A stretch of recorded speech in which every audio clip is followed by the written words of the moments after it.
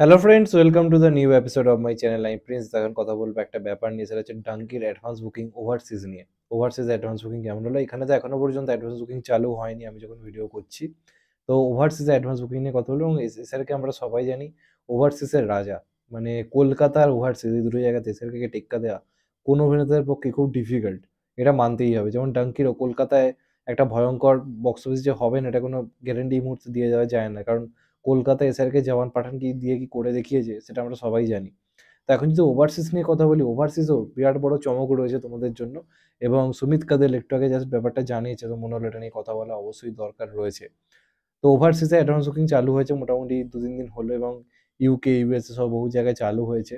তো ডাঙ্কি, আমি যদি বলি যেমন অ্যাডভান্স বুকিং করছে ওভারসিজ, তাহলে এক কথায় বলতে হয় এটা এসআরকে বলেই সম্ভব। এটা এসআরকে বলেই সম্ভব, কারণ ওভারসিজে এবার এসআরকের প্রতিপক্ষ কিন্তু বিরাট বড় সিনেমা, সেটার নাম হচ্ছে সালার, যেটারও অ্যাডভান্স বুকিং যথেষ্ট ভালো। কিন্তু এসআরকে যে খেলা দেখানো শুরু করেছে ওভারসিজে, এক কথায় তাক লাগিয়ে দেওয়ার মতো। এবং আপনাদেরকে যদি বলি জওয়ান পাঠানের থেকেও বেটার, তাদেরকে আপনারা বিশ্বাস করবেন? করবেন না, কিন্তু এটাই সত্যি।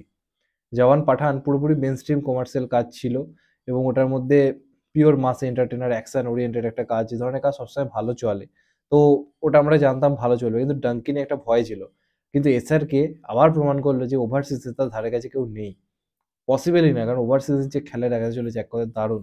তার কারণ হচ্ছে এই সিনেমাটা ডাঙ্কি জওয়ান বা পাঠানের থেকে ওভারসিজ অ্যাডভান্স বুকিং মারতে হয়েছে, এবং যেহেতু ক্রিসমাসের টাইমে আসছে, এমনি ওখানে একটা বড় হলিডে টাইম থাকে, তো যে কারণে রেসপন্সটা আরও ভয়ঙ্কর। হিউজ একটা রেসপন্স এনে দিয়েছে, এবং যেটা সুমিত কেদালের তরফ থেকে জানানো হচ্ছে, এখনো পর্যন্ত যা রেসপন্স যেভাবে গতি নিয়েছে আর কি অ্যাডভান্স বুকিং এর ক্ষেত্রে, সেটা কিন্তু জওয়ান পাঠানের থেকে বেটার। মানে জওয়ান পাঠান ওভারসিজে এমনি ভয়ঙ্কর কালেকশন দিয়েছিল, এবং আমরা দেখেছিলাম ডে ওয়ানে প্রায় ১০০ কোটি প্লাস কালেকশন এসেছে ওয়ার্ল্ড ওয়াইড।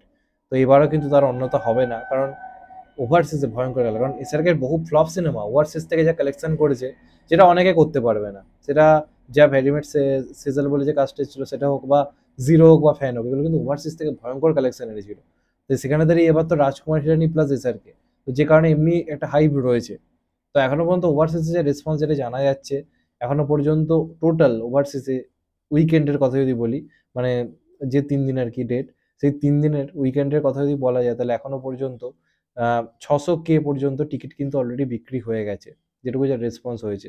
এবং অপরদিকে যদি ডে ওয়ানের কথা বলি, সেটা ৩,২০,০০০ গিয়ে কিন্তু দাঁড়িয়েছে, যেটা এক কথায় অসম্ভব ধরনের ভালো। এবং জওয়ান পাঠানের থেকে এগিয়ে রয়েছে। জওয়ান পাঠানের থেকে কিন্তু এটা রেসপন্স অনেকাংশে এগিয়ে রয়েছে। যেটা কিন্তু এক কথায় অনবদ্য। কারণ জওয়ান পাঠান, আমি আবার বলছি, মেইন স্ট্রিম কমার্শিয়াল কাজ, এসআরকে পুরো অন্যভাবে পাওয়া যায়। সেখানে দাঁড়িয়ে ডাঙ্কি অনেকটা ফ্যামিলি ওরিয়েন্টেড কাজ। সেখান থেকে দাঁড়িয়ে রেসপন্স জাস্ট হওয়া যায় না। এবং যেহেতু এর একটা মানে দেশ এবং বিদেশের একটা ব্যাপার রয়েছে সিনেমাটার মধ্যে, এবং ডাঙ্কি ফ্লাইটে শুধু কিন্তু ভারতীয় লোকেরা ফাঁসে তা নয়, বিভিন্ন জায়গার লোকেরা ফাঁসে। তো সেই কারণে এই সিনেমাটা নিয়ে লোকের একটা এমনি হাইপ রয়েছে সিনেমার কনসেপ্টের জন্য। তো কোথাও গিয়ে কিন্তু সালারকে টেক্কা দিচ্ছে। সালার প্রথমে একটু হলেও এগিয়ে ছিল, কিন্তু সেটা একটা দুটো জায়গাতে, কিন্তু সব মিলিয়ে ওভারঅল তাহলে সেখান দিয়ে যদি বিচার করে বলা যায়, তাহলে জাপান কিন্তু ভয়ঙ্কর রকমের টেক্কা দিচ্ছে। তো বলিউড মানে যে এসআরকে, এটা কিন্তু আবার কোথাও গিয়ে প্রমাণ হচ্ছে, এবং এটা প্রতিনিয়ত প্রমাণ হবে, কারণ এই বছর এসআরকে যা খেলা দেখিয়েছে এবং যা খেলা দেখা চলেছে, এবং আমার মন বলছে ১,০০০ কোটির হ্যাট্রিক হতে চলেছে। দুটো সিনেমা তো অলরেডি করেছে, এবং যেটা থার্ডটা নিয়ে প্রশ্নচিহ্ন ছিল করতে পারবে কি পারবে না। তাহলে এবার যা মনে হচ্ছে, যেভাবে রেসপন্স স্টার্ট হয়েছে ওভারসিজে, যদি ইন্ডিয়াতে ওই রকম লেভেলের যদি কালেকশন করতে পারে, তাহলে অবশ্যই ১,০০০ কোটি হওয়া কিন্তু কোনো অসম্ভব ব্যাপার নয়। আমার মন বলছে কিন্তু করতে পারবে, কারণ ওভারসিজ রেসপন্স এক কথায় দুর্ধর্ষ। দারুণ স্টার্ট নিয়েছে, এবং এটা এসআরকে বলেই সম্ভব।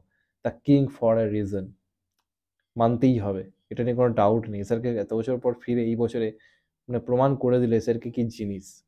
Just outstanding. যাই হোক, এটা নিয়ে তোমাদের কি মতামত অবশ্যই জানাও। আরও ডিটেলস জানতে পারলে কথা বলবো। এখানে অ্যাডভান্স বুকিং বলে বিশেষ অ্যাডভান্স বুকিং বলে ডিটেলস জানতে পারলে, স্যালারেরও কী রেসপন্স সেটাও জানতে পারলে অবশ্যই বলবো। তার জন্য চ্যানেলটাকে অবশ্যই সাবস্ক্রাইব করে দিও, and get the bell icon. ভালো থেকো সবাই, টেক কেয়ার, নমস্কার। আবার দেখা হবে এখন তো, বাই, টেক কেয়ার, আবার দেখা হবে, নমস্কার।